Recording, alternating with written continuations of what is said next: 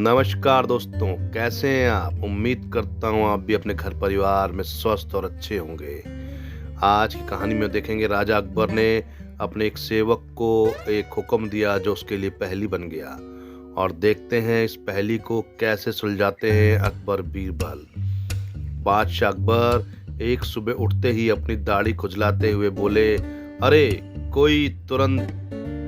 एक सेवक हाजिर हुआ। उसे देखते ही बादशाह बोले, जाओ जल्दी बुला कर लाओ, फौरन हाजिर करो।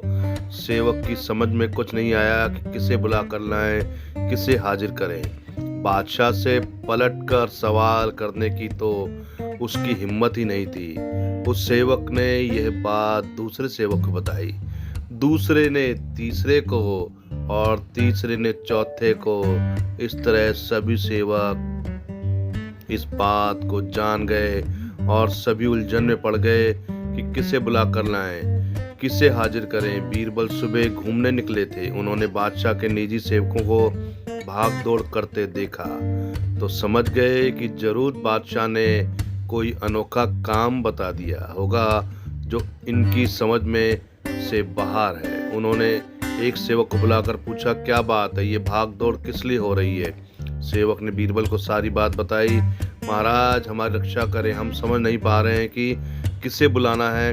अगर जल्दी बुलाकर नहीं ले गए तो हम पर आफत आ जाएगी। बीरबल ने पूछा, ये बताओ कि हुक्म देते समय बादशाह क्या कर रहे थे।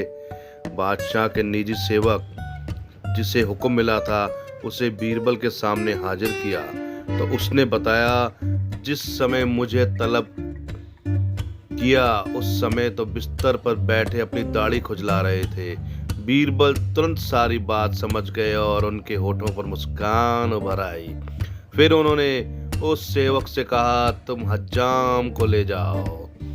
सेवक हज्जाम को बुला कर लाया और उसे बादशाह के सामने हाजिर कर दिया।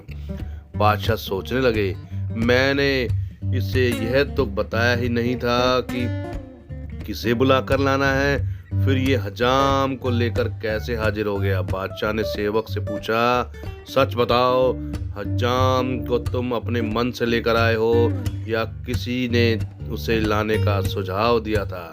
सेवक घबरा गया, लेकिन बताए भी तो छुटकारा नहीं था।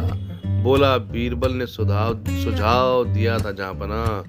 बादशाह बीरबल की बुद्धि पर खुश हुए।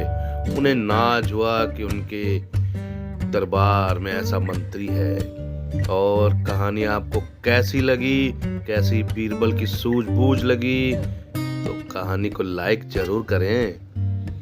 तो मिलते हैं अगली कहानी में। नमस्कार, धन्यवाद, जय हिंद।